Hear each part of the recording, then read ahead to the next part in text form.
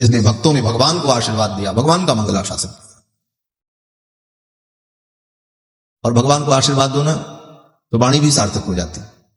संसार के प्राणियों को आशीर्वाद दो महाराज, वो वाणी झूठी हो जाती। आप किसी को कहो खुश रहो, आनंद से रहो, उसके प्रारब्ध में आनंद और खुशी नहीं लिखी है तो तुम्हारे कहने से क्या होने वाला? कुछ होगा? कुछ नहीं होगा। आशीर्वाद दे दो, चिरंजीवी भव, विधाता ने उसको अल्पायु बनाया है तो तुम्हारे चिरंजीवी कहने से कुछ होने वाला नहीं, वाणी झूठी हो जाएगी। संसार के प्राणियों को आशीर्वाद देने पर वाणी भी मिथ्या हो जाती है, लेकिन भगवान को अगर आशीर्वाद दिया तो आपकी वाणी सत्य हो जाएगी। भगवान को आशीर्वाद दो, चिरंजीवी भव, भगवान सदा रहते हैं। हे प्रभु आपका आनंद बढ़े, बोले वो सदा आनंद सिंधु है। हे प्रभु आपकी जय हो, विजय हो, बोले सदा उनकी विजय होती। आपकी वाणी सार्थक हो। भगवान करुणा करते हैं, तब ये नर्तन मिला। इस नर्तन को पाने के लिए आपने भगवान को कोई प्रार्थना पत्र नहीं लिखा था, न आपने कोई सोर्स लगाया था, न कुछ भगवान को आपने भेंट किया था कि आप इतना ले लीजिए, हमको मनुष्य बना दीजिए। आपको पता भी नहीं था, लेकिन भगवान ने करुणा करके मानव जीवन दिया। ये भगवान की करुणा है। एवं संसृति चक्रस्थे भ्राम्यमाणे स्वकर्मभिः जीवा जीवे दुःखाकुले विष्णो कृपा काप्युपजायते। एवं संसृत चक्रस्थे भ्राम्यमाणे स्वकर्मभिः, अपने कर्मों के परिणाम स्वरूप संसार चक्र में भ्रमण करते हुए जीव को देखकर कृपा काप्युपजायते, भगवान की कृपा समुच्छरित होती है। और उस कृपा के परिणाम स्वरूप भगवान ये मानव जीवन देते हैं। नर तन भव बारिधि कहूं बेरो, सन्मुख मरुत अनुग्रह मेरो। और इस तन को पाकर हम आत्म कल्याण कर लें, लेकिन कितने जल्दी कर लें? बोले जितना जल्दी हो सके। क्यों? बोले ये मानव जीवन बहुत दुर्लभ है, लेकिन इसकी एक और विशेषता है। बोले क्या? बोले कब आपसे छीन लिया जाए इसका कोई ठिकाना नहीं है। प्रहलाद जी कहते हैं दुर्लभम मानुषम जन्म तदप्यध्रुवमर्थदम। अध्रुव अनिश्चित है। ऐसी स्थिति में संसार में रहते हुए अपने कर्तव्य का निर्वाह करते हुए भगवान का स्मरण करते रहो। तनते कर्म करहु विधिनाना, मन राखहु जहाँ कृपा निधाना। संसार के कर्मों को शरीर से करते चलो, लेकिन मन तो भगवान में लगाए रहो। तनते कर्म करहु विधिनाना और मन राखहु जहाँ कृपा निधाना। और 24 घंटे में कम से कम एक बार अपनी मृत्यु का स्मरण कर लेना चाहिए। हाँ, एक बार एकांत पाकर बैठकर यह विचार करना चाहिए कि एक दिन संसार छोड़ना है। जगत का सत्य है मृत्यु। इस सत्य को बार बार स्मरण अगर करते रहो तो अपने आप आपका मन भगवान में लगा रहेगा और वैराग्य उत्पन्न होगा। ये बहुत बड़ा मंत्र है महाराज। लोग कहते हैं महाराज मृत्यु का क्या स्मरण करें? एक बार 24 घंटे में एक बार जरूर स्मरण करें कि एक दिन इस दुनिया को छोड़ना है और सब छोड़ करके जाना है। यहां पर कुछ भी परमानेंट नहीं है, सब अस्थायी है। बड़ा सुंदर भजन है। जगत में कोई काल सभी को खा जाएगा, लेडीज हो या जेंट्स, कोई नहीं बचे। इस बात का बार बार स्मरण करते रहें। गीता में भगवान ने भी कहा अनित्यम सुखम लोकम इमं प्राप्य भजस्व माम। गीता की इस पंक्ति की ही मानो ये व्याख्या है पूरा भजन। अनित्यम सुखम लोकम इमं प्राप्य भजस्व माम। इस अनित्य संसार को पाकर, अनित्य संसाधनों को पाकर, अनित्य शरीर को पाकर उस नित्य परमात्मा का हम भजन कर लें, यही जीवन का लक्ष्य है। और अगर ये नहीं किया तो इससे बड़ा कोई नुकसान नहीं, सबसे बड़ी हानि। भगवान कहते हैं अनित्यम सुखम लोकम इमं प्राप्य भजस्व माम। और अगर ये शरीर पाकर के व्यक्ति मेरा भजन नहीं करता है तो भगवान कहते हैं नमाम दुष्कृतनो मूढ़ा प्रपद्यन्ते नराधमाम। वो नराधम है, वो नर नहीं है, नराधम है। इस मानव जीवन को पाकर के आत्म कल्याण नहीं किया। इसलिए जीवन में प्रतिदिन एक बार मृत्यु का भी स्मरण करना चाहिए, जिससे हमारा वैराग्य दृढ़ हो, हमारा मन भगवान की ओर आगे बढ़े, हमारा चित्त भगवान में लगे। इसीलिए भगवान की कथा श्रवण की जाती है, इसीलिए भगवान नाम स्मरण किया जाता है, जिससे हमारा मन चित्त भगवान में लगे। हम सभी लोग परम सौभाग्यशाली हैं कि परम श्रद्धेय पूज्य भाई श्री के सानिध्य में, ऐसे महापुरुष के पावन सानिध्य में भगवत भक्ति की धारा में बह रहे हैं, और इस धारा में अगर बहो तो संसार सागर में डूबने से बच जाओ। भव सागर चह पार जो पावा, राम कथा ताकह दृढ़ नवा। विगत वर्ष भी सेवा का ये सुअवसर मुझ दास को प्राप्त हुआ था, परंच परिस्थितियां ऐसी हुई कि 9 दिन आपकी सेवा में, वाणी सेवा, ये कथा की सेवा दास पूरा नहीं कर सका। इस वर्ष भगवान का ऐसा अनुग्रह हुआ कि 9 दिन निर्विघ्नता पूर्वक भगवान की पावर चर्चा में हम सभी लोग लगे रहे, और पूज्य भाई श्री का अनुग्रह, उनका स्नेह ऐसे ही बना रहे हमारे ऊपर और आप सभी के ऊपर। महापुरुषों का संबंध ही जीव की मुक्ति का सबसे बड़ा साधन बन जाता है। ये बहुत बड़ा उपाय है हमारा। कथा तो आप सब जानते हो, 9 दिन क्या, हम 9 महीने कथा सुनावे फिर भी ये पूरी तो होगी नहीं। मुक्ति के साधनों का जहां पर वर्णन है शास्त्रों में, 13 प्रकार के मुक्ति के साधन का वर्णन। कर्म से मुक्ति, ज्ञान से मुक्ति, भक्ति से मुक्ति, शरणागति से मुक्ति, स्थान के संबंध से मुक्ति। स्थान के संबंध से मुक्ति क्या है? बोले अयोध्या, मथुरा, माया, काशी, कांची, हेमंतिका, इन पुरियों में जाकर के रहो, वहां मर जाओ तो मुक्ति। गंगा के संबंध से मुक्ति, तुलसी के संबंध से मुक्ति, भगवान के नाम से मुक्ति, गुणाक्षर न्याय से मुक्ति। गुणाक्षर न्याय से भी मुक्ति होती। वो ही गुणाक्षर न्यायते जिमि प्रत्युह अनेक। और इस प्रकार से जो शालग्राम भगवान के संबंध से मुक्ति, 13 प्रकार की मुक्तियों में यह सब वर्णन है। शालग्राम भगवान की जिस घर में पूजा होती हो, उस घर में कोई जीव जंतु प्राणी मरे, उसको मुक्ति मिल जाती है। यह शालग्राम की महिमा। शालग्राम भगवान के चरणामृत पान से मुक्ति। अकाल मृत्यु हरणम सर्वव्याधि विनाशनम विष्णोः पादोदकम पीत्वा पुनर्जन्म न विद्यते। शालग्राम संबंध से मुक्ति। तिलक से मुक्ति। मस्तक पर तिलक लगा है, ये तिलक क्यों लगाते? अरे भगवान का ये चरणारविंद है। भगवान के चरणारविंद को हम अपने मस्तक पर धारण करते हैं इस भावना से कि भगवान के श्री चरण मस्तक पर विराजमान, और मस्तक पर तिलक लगा हो और व्यक्ति का प्राण छूट जाए तो चंदन के संबंध से, तिलक के संबंध से मुक्ति की प्राप्ति हो जाती है। ऐसा भी शास्त्र में वर्णन है। गले में तुलसी की माला हो और प्राण निकल जाए तो उसे मुक्ति की प्राप्ति हो जाती, तुलसी के संबंध से। मुख में तुलसी दल गंगा जल पड़ जाए, कहीं भी प्राणी पड़ा हो, मृत्यु हो, उसे मुक्ति मिल जाती। और तो और कहीं भी व्यक्ति मर जाए और कहीं भी उसका अंतिम संस्कार किया जाए, लेकिन मरने के बाद उसके चिता की राख भी अगर गंगा में पहुंच गई तो उसे मुक्ति की प्राप्ति हो जाती। सगर के पुत्रों के साथ यही तो हुआ था। हजारों वर्ष पहले वो जल गए थे, भस्म हो गए थे कपिल मुनि के शाप से। बाद में गंगा पधारी, भगीरथ महाराज गंगा ले आए तो उनका उद्धार। तो जहां पर इन सारे विषयों का वर्णन है, वहां पर यह भी वर्णन है कि महापुरुषों के संबंध से मुक्ति। आप कुछ न कर सको, लेकिन भगवान के परम भक्त जो है, महापुरुष हैं, उनसे आपका संबंध है, वो आपको अपना मानते हैं, तो उनके इस संकल्प से जीव को मुक्ति की प्राप्ति हो जाती है। यह भी मुक्ति का साधन है। और यहां तक कहा कि यम यम स्पृशति पाणिभ्याम यम यम पश्यति चक्षुषा। महापुरुष, भगवान के भक्त, यम यम स्पृशति, जिसको वो छू दें,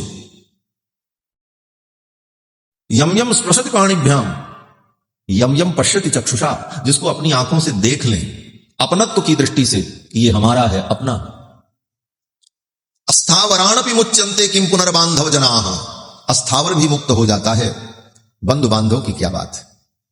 ये महापुरुषों के संबंध का महत्व है, महिमा है कि महापुरुषों का दर्शन, उनका स्पर्श, उनका अनुग्रह, उनकी संकल्प शक्ति, इससे भी जीव को परम गति की प्राप्ति हो जाती है।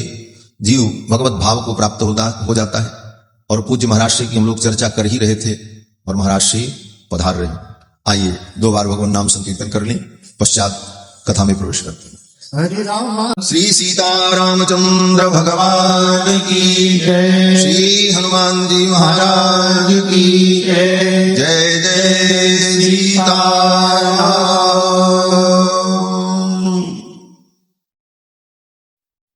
मैं निवेदन कर रहा था कि भगवदीय जनों से अगर संबंध है और उनकी करुणा है तो मुक्ति के लिए, भगवत प्राप्ति के लिए इतना ही पर्याप्त हो जाता है। भगवदीय जनों का संबंध यह अपने आप में एक सफल साधन है। और किसी भी प्रकार का संबंध, हमारे पूज्य स्वामी जी महाराज तो बड़े विनोद में कथा करते थे, आनंद में। एक बार दास ने पूछा कि महाराज कालिय नाग तो इतना बड़ा पापी था, क्रूर था, और कालिय नाग पर भगवान का इतना बड़ा अनुग्रह हुआ कि कालिय नाग के सिर पर ठाकुर ने अपने चरणों को पधराया। जिन भगवान के चरणों को अपने मस्तक पर धारण करने के लिए, हृदय में धारण करने के लिए भक्त लालायित रहते हैं। गोपियां कहती हैं, ये भगवान आप अपने उन चरणों को हमारे हृदय में पधरा दो। तेना टवी मटसी तद्गथते न किंचित कूपादिभिर्भ्रमति धीर भवदायुषान्न। आपके उन चरणों को मैं तो अपने हृदय में धारण करती हूं। राजा बलि जैसे भक्त भगवान के चरण को अपने सिर पर धारण करते, यामुनाचार्य जैसे आचार्य भगवान से प्रार्थना करते, कदा पुनः शंखरतांग कल्पकध्वजारविंदांकुश वज्रलांछनम त्रिविक्रमत्वच्चरणाम भुजद्वयम मदीय मूर्धानम अलंकरिष्यति। वो हमारा सौभाग्य कब होगा जब आपके चरण अरविंद मेरी मूर्धा को अलंकृत करेंगे।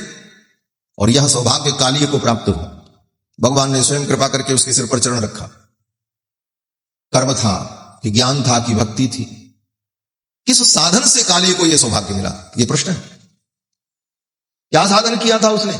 ज्ञान क्रिया भजन लभ्यम अलभ्यम अन्यैः। शास्त्र कहता है कि ज्ञान, भक्ति और कर्म से भगवान प्राप्त होते हैं। ज्ञान क्रिया भजन लभ्य अलभ्य अन्यैः, अन्य साधनों से वो लभ्य नहीं होते। तीन साधनों में कालिय ने क्या किया था, इतना बड़ा अनुग्रह उस पर भगवान का हुआ।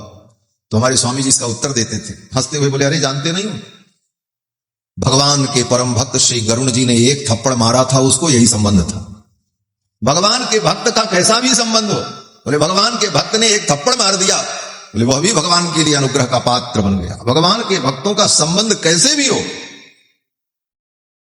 क्योंकि गरुड़ जी जब काली नाग को खाने गए, वो उनके हिस्से में था, वो धोखा देकर के भागा। गरुड़ जी ने एक पंजा मारा, तब तक वो भाग गया। तो गरुड़ जी के एक थप्पड़ का संबंध था, और एक थप्पड़ के संबंध से उसको भगवान मिल गए। और जिन महापुरुषों की कृपा आपके ऊपर बरस रही है, भगवत प्राप्ति में संदेह नहीं। आचार्यों की, महापुरुषों की कृपा ही सर्वोपरि। इसीलिए यामुनाचार्य स्वामी जी महाराज ने आलबंदार स्तोत्र में भगवान की शरणागति भी की। न धर्मनिष्ठोस्मि न चात्मवेदी न भक्तिमास्तु चरणारविंदे, सब कहा। लेकिन अंत में क्या कहते हैं कि प्रभु मेरे पास एक बल है केवल, बस पितामहं नाथ मुनिम विलोक्य प्रसीद मद्वृत्तम चिंतयित्वा। मेरे आचार्य जो नाथ मुनि हैं वो आपके परम कृपा पात्र हैं और परम भागवत हैं। मैं उनका दास हूं, इस संबंध से आप हमें स्वीकार कर लें। ये महापुरुषों का संबंध। यम यम स्पृशति पाणिभ्याम यम यम पश्यति चक्षुषा स्थावराणपि मुच्यन्ते किम पुनर्बांधव जना। महापुरुषों का संबंध भी जीव के कल्याण का परम हेतु है। और आप सभी लोग बड़भागी हैं, ऐसे महापुरुष का पावन सानिध्य सदा आप सभी लोगों को प्राप्त होता रहता है। और मुझे भी इस वर्ष भगवान की ये सेवा करने का सुंदर अवसर प्राप्त हुआ। कथा तो बहुत है, पाठ में महाराज जी ही पूरा किए हैं सुबह, हम तो पूरा कर नहीं पाएंगे। महाराज श्री ने पाठ में से पूरा कर दिया है। और प्रसंग में हम लोग जितना आनंद ले लें, जितना रस ले लें। कल के प्रसंग में आप सभी लोगों ने श्रवण किया कि रावण ने श्री जानकी जी का हरण किया और अशोक वाटिका में ले जाकर के श्री जानकी जी को बैठा दिया।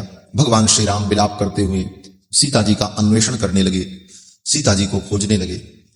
और दोनों भाई सीता जी को ढूंढते ढूंढते जा रहे थे। तब तक रास्ते में देखा गृद्धराज जटायु छिन्न पक्ष, पंख कटे हुए और भूमि में तड़प रहे थे। खून और मिट्टी में सना हुआ उनका शरीर, मांस का पिंड फड़फड़ कर रहा था, पंख तो कट चुके थे। भगवान श्री राम ने जब देखा तो ददर्श पतितम भूमौ क्षतजार्द्रम जटायुषम। भूमि पर पड़े हुए गृद्धराज जटायु को जब देखा तो राम जी पहचान नहीं पाए, पंख तो कट गए थे और शरीर में मिट्टी लगी हुई थी, केवल मांस पिंड ही दिख रहा था और चोंच दिख रही थी। भगवान को लगा कि ये कोई असुर है और कहीं इसने ही तो मेरी सीता का भक्षण नहीं कर लिया। राम जी ने कहा लक्ष्मण से, लक्ष्मण अनेन सीता वैदेही भक्षिता नात्र संशयः, अनेन सीता वैदेही भक्षिता नात्र संशयः, गृद्ध रूपमिदं व्यक्तम रक्षो भ्रमति काननम। ये कोई असुर है और गृद्ध के रूप में जंगल में भ्रमण कर रहा है और इसने ही मेरी सीता का भक्षण किया है। इस प्रकार जब राम जी ने कहा तो राम जी की वाणी जब गृद्धराज जटायु के कानों में गई तो जो तड़प रहे थे, शरीर में व्रण था, पीड़ा हो रही थी, लेकिन भगवान की मधुर वाणी कानों में गई तो गृद्धराज जटायु की पीड़ा दूर हो गई। बोलने का साहस उत्पन्न हुआ और गृद्धराज जटायु बोल पड़े, अभ्यभासत पक्षी स रामम दशरथात्मजम। अभ्यभाषत पक्षी स, बोले अब गृद्धराज पक्षी कहां रहे, पंख तो कट गए, लेकिन वाल्मीकि जी कहते पक्षी, अब ये पक्षी कहां रहे। पक्षी तो उसे कहते हैं जिसके पंख हो, और इनके दोनों पंखों को रावण ने काट दिया है। लेकिन अभी भी वाल्मीकि जी कह रहे हैं अभ्यभाषत पक्षी स रामम दशरथात्मजम। ये पक्षी कैसे पक्षी हैं, बोले ज्ञान और वैराग्य ही जिनका पंख है, ऐसे पंख से युक्त पक्षी हैं। ज्ञान वैराग्य का पंख है। ज्ञान वैराग्य के पंख से ही जीव उस अनंत परमात्मा में गति करता है। उभाभ्याम एव पक्षाभ्याम खे यथा पक्षिणाम गति। और इसलिए भी पक्षी हैं। पक्षी उसे कहते हैं जो किसी का पक्ष ले, जो संसार के पक्ष को छोड़ करके परमात्मा के पक्ष में रहे, उसी को पक्षी कहते हैं, वो पक्षी। ऐसे ही पक्षी सुखदेव हैं, ऐसे ही पक्षी महर्षि वाल्मीकि, वंदे वाल्मीकि कोकिलम, जिन्होंने संसार के माया के पक्ष को छोड़ दिया और मायापति के पक्ष को ग्रहण किया। गृद्धराज जटायु बोल पड़े। गृद्धराज जटायु कहते हैं यामोषधीमिव आयुष्मन् अन्वेषसि महावने सा देवी मम च प्राणा रावणेनो भयं हृतम्। हे राम, याम औषधीमिव अन्वेषन्, औषधि के समान जिन सीता को आप ढूंढ रहे हो, जैसे जंगल में कोई औषधि ढूंढने जाता है तो एक एक जगह ढूंढता है, सब जगह देखता, कहीं तो मिल जाए, कहीं तो मिल जाए। यहां औषधि कहने का भाव है कि किशोरी जी, श्री जानकी जी वो औषधि हैं जिस औषधि से रघुनाथ जी का पोषण होता है। परसों प्रसंग आया था, सृष्टक कमलधारिण्य पुष्टक कौशलजात्मज। और ये औषधि अगर राम जी को प्राप्त नहीं हुई तो राम जी रुग्ण हो जाएंगे। गृद्धराज जटायु कहते हैं जिन सीता को औषधि के समान आप वन में ढूंढ रहे हो, उन सीता को और मेरे प्राण को, दोनों का हरण करने वाला रावण है। सा देवी मम च प्राणा रावणेनो भयं हृतम्। और यहां पर गृद्धराज जटायु ने भगवान का मंगलाशासन किया। पंख कटे हैं, तड़प रहे हैं, लेकिन ऐसी दुख की परिस्थिति में भी भगवान से आशीर्वाद नहीं मांगा, अपितु भगवान को ही आशीर्वाद दिया। यह भक्ति की पराकाष्ठा। हम तो भगवान से ही रात दिन मांगते रहते, प्रभु ये दे दो, ये दे दो, वो दे दो। कितना दे भगवान? आपने नहीं मांगा तभी तो भगवान ने ही दिया था, दिया किसने? लेकिन गृद्धराज जटायु की भक्ति देखो, अपने दुख की निवृत्ति नहीं मांगी, अपने कष्ट का निवेदन नहीं किया, अपितु गृद्धराज जटायु भगवान को आशीर्वाद देते हैं। मेरे प्रभु सीता के वियोग में दुखी हैं, मैं इनको आशीर्वाद दूं जिससे ये प्रसन्न रहें, स्वस्थ रहें और इनके कार्य में इनकी सफलता। और गृद्धराज जटायु ने कहा आयुष्मान, हे राम आयुष्मान भव, मंगलाशासन किया। और इस प्रकार जब गृद्धराज जटायु ने कहा, फिर तो भगवान श्री राम धनुष बाण फेंक कर दौड़ पड़े और जाकर के गृद्धराज जटायु को उठा करके हृदय से लगा लिया। गृद्धराज आपकी ये दशा, और हृदय से लगाकर भगवान श्री रघुनंदन रोने लगे, आंखों से अश्रु की धारा प्रवाहित होने लगी। हृदय से गृद्धराज जटायु के उस पिंड को ऐसे लगाकर आंखों से रोते हुए अपने आंसुओं से गृद्धराज जटायु का भगवान ने अभिषेक किया है। गोस्वामी तुलसीदास जी कहते हैं तुलसी राम ही प्रिया बिसर गई। सीता के वियोग का दुख भगवान को भूल गया गृद्धराज जटायु की इस दशा को देखकर। और भगवान श्री राम रोते हुए लक्ष्मण से कहते हैं, लक्ष्मण राज्यम भ्रष्टम बने वासः। लक्ष्मण, लगता है मेरे जीवन में शोक का अंत नहीं होगा। शोकानुशोको ही परंपरायाः। मेरे जीवन में शोकों की ये जो परंपरा है, जो श्रृंखला है, ये समाप्त होने का नाम नहीं लेती। राज्यम भ्रष्टम, राज्य छूट गया। बने वासः, वनवास हुआ। सीता नष्टा, सीता भी नष्ट हो गई। एक आश्रय थे गृद्धराज, मृतो द्विजः, वो भी आज मुझे छोड़ करके जा रहे हैं। मृतो द्विजः, गृद्धराज जटायु को द्विज कहा। द्विज माने तो ब्राह्मण होता है, और पक्षी को भी द्विज कहते हैं। द्विज का मतलब जिसका 2 बार जन्म हो उसको द्विज कहते हैं। द्वाभ्याम जन्म संस्काराभ्याम जायते इति द्विजा। लेकिन यहां द्विज नाम उस अर्थ में तो सार्थक ही है, क्योंकि पक्षी में भी 2 बार जन्म होता है। एक बार अंडे के रूप में, बाद में अंडे के अंदर से वो जीव निकलता, तो 2 बार जन्म हुआ इसलिए द्विज। लेकिन यहां द्विज नाम सार्थक इसलिए है कि द्विज उसको कहते हैं जो ब्रह्मज्ञानी हो, उसको द्विज कहा जाता। और गृद्धराज जटायु पक्षी होकर के भी परमात्मा तत्व को जान रहे हैं, प्रभु राम को प्राप्त किया है, ब्रह्म परमात्मा का दर्शन कर रहे हैं, इसलिए द्विज है। मृतो द्विजः, राम जी कहते हैं कि ये गृद्धराज भी हमें छोड़कर जा रहे हैं। और ये कह करके भगवान श्री राम विलाप करने लगे। अपने आंसुओं से भगवान ने गृद्धराज जटायु का अभिषेक किया। गृद्धराज जटायु भगवान की गोद में अपने प्राणों का त्याग कर देते। ऐसी मृत्यु बहुत दुर्लभ है। ऐसी मृत्यु महाराज दशरथ को भी प्राप्त नहीं, जो कि राम जी के पिताजी। दशरथ जी तो ये चाहते थे मेरा अंतिम समय आवे तो मैं अपने धर्मात्मा पुत्र राम की गोद में अपने सिर को रखकर सुखपूर्वक अपने जीवन की लीला को पूर्ण कर। लेकिन ये कामना राम दशरथ जी की पूरी, लेकिन गृद्धराज जटायु को दे। भगवान की गोद में भगवान का दर्शन करते हुए, भगवान का स्मरण करते हुए, भगवान की सेवा करके अपने प्राणों का त्याग कर दिया। गृद्धराज जटायु के श्वास अवरुद्ध हो गए और प्राणांत हुआ। सीता हरणजम दुखम न मे सौम्य तथागतम यथा विनाशो गृद्धस्य मत्कृते च परंतप। भगवान श्री राम कहते हैं सीता के वियोग का मुझे उतना दुख नहीं है जितना दुख गृद्धराज जटायु के शरीर छोड़ने का। इसी श्लोक का भाव गोस्वामी तुलसीदास जी लिखते हैं कि तुलसी राम ही प्रिया बिसर गई सुमिर स्नेह सगाई। भगवान कहते मुझे सीता के वियोग का उतना दुख नहीं जितना दुख गृद्धराज जटायु के शरीर त्याग का है। और इसके बाद भगवान ने लक्ष्मण से कहा काष्ठ संचित करो, गृद्धराज जटायु का हम अंतिम संस्कार करेंगे। सौमित्रे हर काष्ठानि निर्मथिष्यामि पावकम गृद्धराजम दिधक्ष्यामि मत्कृते निधनम गतम।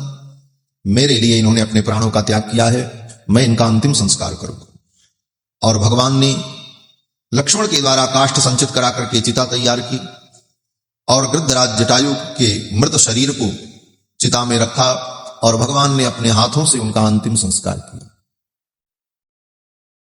महाराज दशरथ को राम जी के हाथों से अग्नि प्राप्त नहीं हुई, लेकिन धन्य है गृद्धराज जटायु जिनका अंतिम संस्कार स्वयं भगवान अपने हाथों से कर। भगवान ने गृद्धराज जटायु का अंतिम संस्कार किया और विधि पूर्वक किया। तेहि कर क्रिया जथोचित निज कर कीन्ही राम।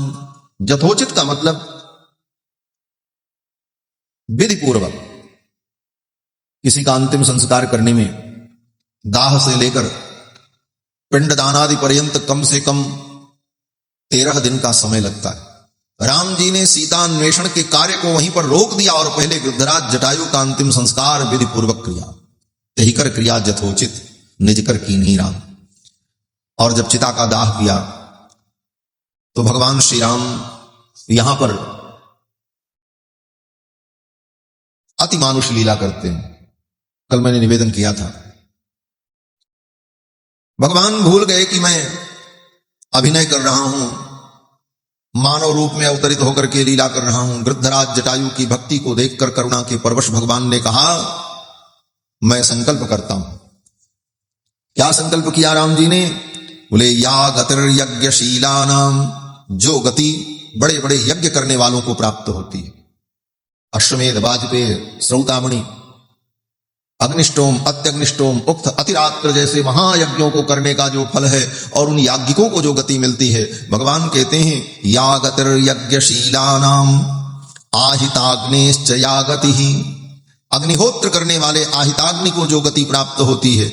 अपरावर्तिनाम याच, अपरावर्तिनाम याच, युद्ध में जो पीठ नहीं दिखाता, युद्ध छोड़ करके भागता नहीं है, अपितु युद्ध करते करते वीर गति को प्राप्त हो जाता है। अपरावर्तिनाम याच भूमि प्रदायिनाम, और भूमि दान करने वाले को जो गति प्राप्त होती है। मया तम समनुज्ञातो गच्छ लोकान अनुत्तमान, मेरे संकल्प से हे गृद्धराज आप उस उत्तम लोक को प्राप्त करो, अनुत्तमान। लेकिन किस लोक में भगवान ने भेजा? उत्तम लोक में? कहते नहीं, अनुत्तम लोक में भेजा। उत्तम लोक में नहीं भेजा, अनुत्तम लोक में भेजा। बोले, अनुत्तम का मतलब क्या है? जो उत्तम नहीं? बोले नहीं, अनुत्तम का मतलब जिससे उत्तम लोक कोई हो नहीं सकता, अनुत्तम। वो अनुत्तम लोक क्या है? बोले, भगवान का निज धाम वैकुंठ, जहां जाने के बाद जीव को कभी लौट करके नहीं आना पड़ता। यद गत्वा न निवर्तन्ते तद्धाम परमं मम। कठोपनिषद में इसी बात को वेद भगवान कहते हैं, यस्तु विज्ञानवान भवति सौमनस्कः सदा शुचिः सच तत्पदमवाप्नोति यस्मात् भूयो न जायते। जहां से जीव का पुनरागमन नहीं होता। भगवान ने अपना धाम प्रदान किया गृद्धराज जटायु को। जद गत्वा न निवर्तन्ते तद्धाम परमं मम तद विष्णोः परमं पदम सदा पश्यन्ति सूरयः। भगवान के उस पद को जो प्राप्त कर लेता है वो सदा के लिए प्राप्त कर लेता। दुनिया के जितने पद हैं वो सदा नहीं रहते। राष्ट्रपति का पद हो, प्रधानमंत्री का पद हो, वो भी छोड़ना पड़ेगा। ब्रह्मा शंकर का पद भी छोड़ना पड़ेगा। एक ही ऐसा पद है जो पद मिलता नहीं और मिल जाए तो फिर कभी छूटता नहीं। वो पद क्या है? बोले, भगवान का पादारविंद है, वही परम पद है। तद विष्णोः परमं पदम सदा पश्यन्ति सूरयः। भगवान श्री राम ने गृद्धराज जटायु को यह परम गति प्रदान की। अतिमानुषस्तव ग्रंथ में श्री वत्स चिन्ह स्वामी जी महाराज कहते हैं, अक्षुण्य योग पथ मग्रहतम जटायुम, अक्षुण्य योग पथ मग्रहतम जटायु। अग्रहतम जटायु, ब्राह्मण के द्वारा मारे गए जटायु को आपने वो पद प्रदान कर दिया जो बड़े बड़े योगियों को प्राप्त होता है। तिर्यंचमेव बत मोक्ष पते नियोक्तुम, और वो तिर्यक योनि का, और उसको आपने परम गति दे दिया। ये क्या है? बोले, यही आपका अति मानुष चरित्र है। सारे नियमों को ताक पर रख दिया भगवान ने और गृद्धराज जटायु को सीधे वैकुंठ भेज दिया। अच्छा, गीर देह तज धरि हरि रूपा।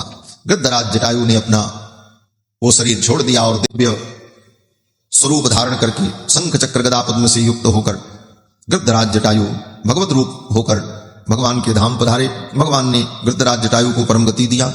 यप्य प्रेतस्य मर्त्यस्य कथयन्ति द्विजातयः। महर्षि वाल्मीकि कहते हैं कि द्विजातयः, ब्राह्मण लोग, विद्वान लोग, मरने वाले व्यक्ति के लिए क्या क्या कर्म करना चाहिए, क्या क्या कृत्य किया जाता है, जो जो शास्त्र में वर्णन किया है, उन सारे कर्मों को राम जी ने गृद्धराज जटायु के लिए किया। यत् प्रेतस्य मर्त्यस्य कथयन्ति द्विजातयः तत्स्वर्गगमनं पित्रं तस्य रामो जजापः। जो जो पाठ, जो जो मंत्र, जो जो विधान करना था, सब राम जी ने किया। यहां पर जो वाल्मीकि जी ने 3-4 श्लोकों में गृद्धराज जटायु के अंतिम संस्कार में राम जी के द्वारा सारे विधानों के संपादन का वर्णन किया है, उन्हीं सारी बातों को गोस्वामी तुलसीदास जी ने केवल एक शब्द में कह दिया, यथोचित। बस, तेहि कर क्रिया यथोचित, निज कर कीन्ही राम। और इसके बाद गृद्धराज जटायु का अंतिम संस्कार तो हो गया, श्राद्धादि कर्म कर दिया, लेकिन बृहद भंडारा भी नहीं किया राम जी ने। छयाहे भूरि भोजना, भंडारा कब होगा? भगवान श्री राम ने कहा, गृद्धराज आपके परिजनों को मैं भरपेट भोजन कराऊंगा और जब रावण से युद्ध होगा, जिस रावण ने आपके पंख को काटा है उस रावण के पूरे वंश का संहार मैं करूंगा और तब उसके वंश के मांस को खा करके तुम्हारी प्रजाति के लोग तृप्त हो जाएंगे। यही भंडारा होगा सबसे बड़ा, तुम्हारे परिजनों को मैं तृप्त करूंगा। भगवान ने गृद्धराज जटायु का अंतिम संस्कार किया।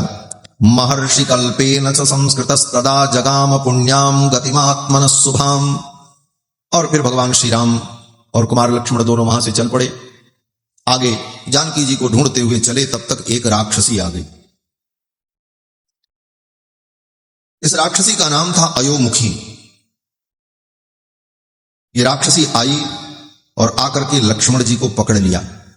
उवाच चैनम वचनम सौमित्रिम उपगुह्य च। सुमित्रानंदन को पकड़ लिया इस राक्षसी ने और कहा कि ऐसा करो कि मुझसे विवाह कर लो।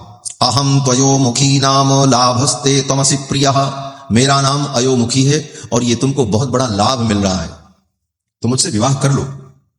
नाथ पर्वत दुर्गेषु नदीनाम पुलिनेषु च। और मेरे साथ नदी के किनारे पर्वत शिखर पर कंदराओं में विहरण करना, आनंद का अनुभव करना और मुझसे विवाह कर लो।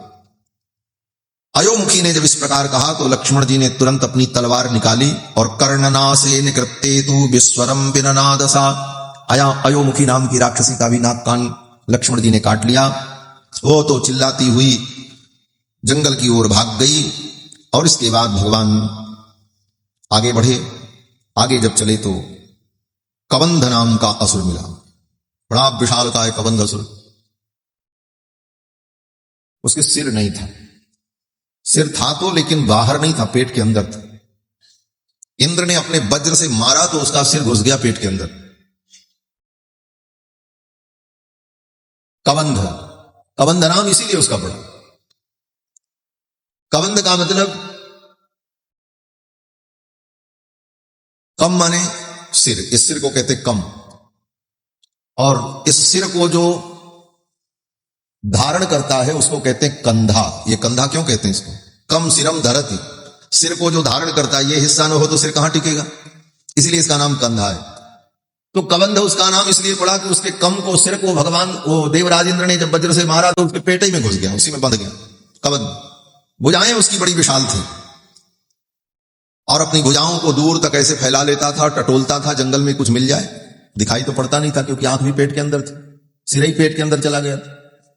तो उसकी भुजाओं को बड़ा विशाल कर दिया था ब्रह्मा जी ने और अपनी भुजाओं को फैला करके इधर उधर जंगल में टटोलता था। कोई जीव जंतु मिल जाए तो पकड़ करके लेकर के खा जाए, यही उसकी गति थी।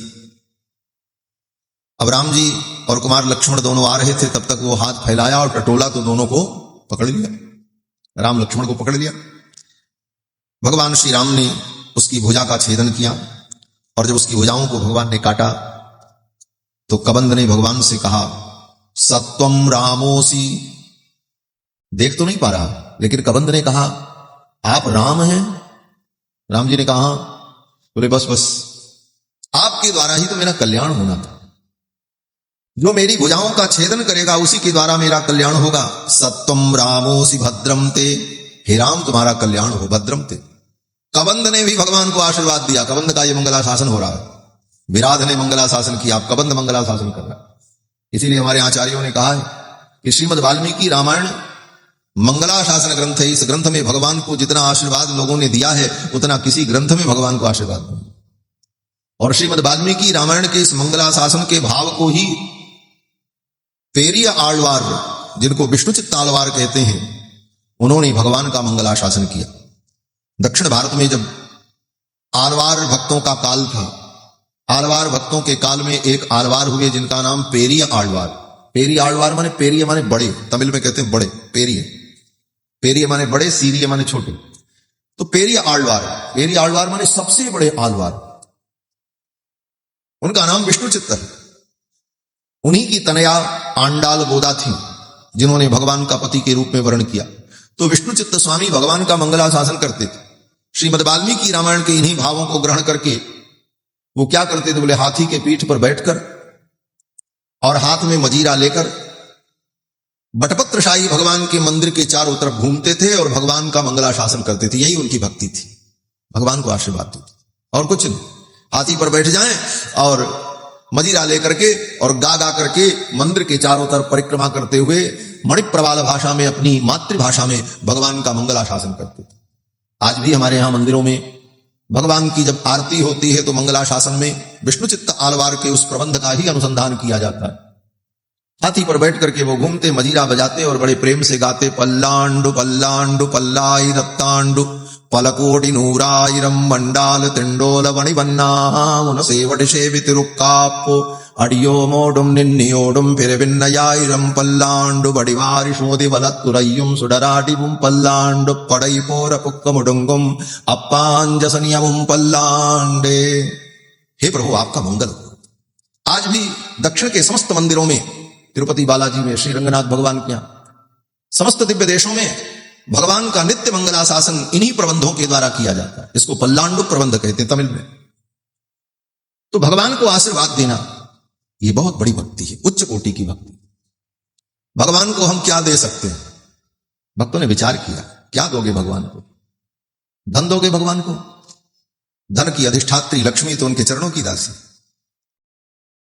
रत्न दे दोगे, हीरे पन्ने पोखराज? बोले सारे रत्न जहां से निकलते हैं वो रत्नाकर समुद्र ही भगवान का घर है। क्या दो? रत्नाकरोस्ति सदनम गृहिणी च पद्मा किम देयमस्ति बदमे जगदीश्वराय। भक्त भगवान से ही पूछता है, जगदीश्वर मैं आपको क्या दूं? देने का मन तो करता है लेकिन मैं आपको क्या दूं? आपके पास सब है, सब कुछ तो आप ही का, मैं आपको क्या दे सकता हूं? तो भगवान ने कहा, देखो कोई वस्तु किसी को दी जाए तो उस वस्तु का महत्व तब होता है जब वो वस्तु उसके पास न हो। किसी राजा महाराजा के यहां आप जाओ, कोई उपहार लेकर के, हजारों लोग आते हैं, ला करके कुछ कुछ देते रहते हैं, वे उठा करके दे देता, बोले रख दो, पड़ा कौन देखता। कोई ऐसी वस्तु दी जाए जो उसके पास न हो। तो भगवान ने कहा, जो वस्तु मेरे पास न हो ऐसी कोई वस्तु तुम दो। तो भक्तों ने विचार किया, भगवान के पास सब कुछ है लेकिन दो चीजें नहीं है। बोले क्या नहीं है? बोले एक तो भगवान के पास मन नहीं है। भगवान के पास मन नहीं। भगवान को मन की जरूरत पड़ती है तो कहीं से व्यवस्था करनी पड़ती है, एडजस्टमेंट करना पड़ता है। भागवत में वेदव्यास जी कहते हैं ना कि मनश्चक्रे योग माया मुपाश्रिता। भगवान के पास मन नहीं है। और मन न होने का कारण क्या है? बोले मन तो ठाकुर के पास था लेकिन श्री राधा रानी ने भगवान के मन को चुरा लिया। किशोरी ने ठाकुर के मन को, चित्त को हरण कर लिया। ठाकुर अमना हो गए। जब अमना हो गए तो भगवान ने कहा, भक्तों एक काम करो, तुम अपना मन मुझे दे दो। भक्तों ने कहा बस बस ठीक है, हम अपना मन देने को तैयार हैं। भगवान को धन की जरूरत नहीं, भगवान को आपके मन की जरूरत है। भगवान कहते तुम अपना मन मुझे दे दो, क्योंकि मन मेरे पास नहीं। लेकिन विडंबना क्या है? बोले जीव अपना मन दूसरों को देता है, भगवान को नहीं देता। और जहां जहां मन देता है उसके मन की दुर्दशा होती महाराज। सामने वाले को आपके मन की चिंता नहीं होती, उसको अपने मन की चिंता हो। वो आपके मन को कूड़ेदान में डाल देता है। भगवान उसी कूड़ेदान के पास मानो पीतांबर फैला करके खड़े हैं, तो अपना मन मेरी झोली में डाल दे। लेकिन जीव अपना मन संसार को ही देता है। भगवान को धन दे देता है, तन भी देता है, समय भी देता है भगवान के लिए, मन लगा रहता है संसार में। भगवान कहते हैं ये सब की जरूरत नहीं, मन की जरूरत है, मन दे। तो भगवान के पास मन नहीं, इसलिए अपना मन दे दो। और मन भगवान को दिया, कल्याण हो जाए। इसलिए भगवान कहते हैं मन मना भव, मन मना भव मद भक्तो मदियाजी माम नमस्कु। तो भगवान के पास मन नहीं है, इसलिए भक्तों ने कहा हम आपको अपना मन दे देंगे। और आपके पास एक वस्तु और नहीं है। बोले क्या? बोले आपको कोई आशीर्वाद देने वाला नहीं है। क्यों? बोले आपसे बड़ा कोई नहीं है, सबसे बड़े आप हो। आपको कौन आशीर्वाद दे? आपके पास हर वस्तु है लेकिन आपके पास आशीर्वाद की कमी है, इसलिए हम भक्त लोग मिलकर के आपको आशीर्वाद देंगे।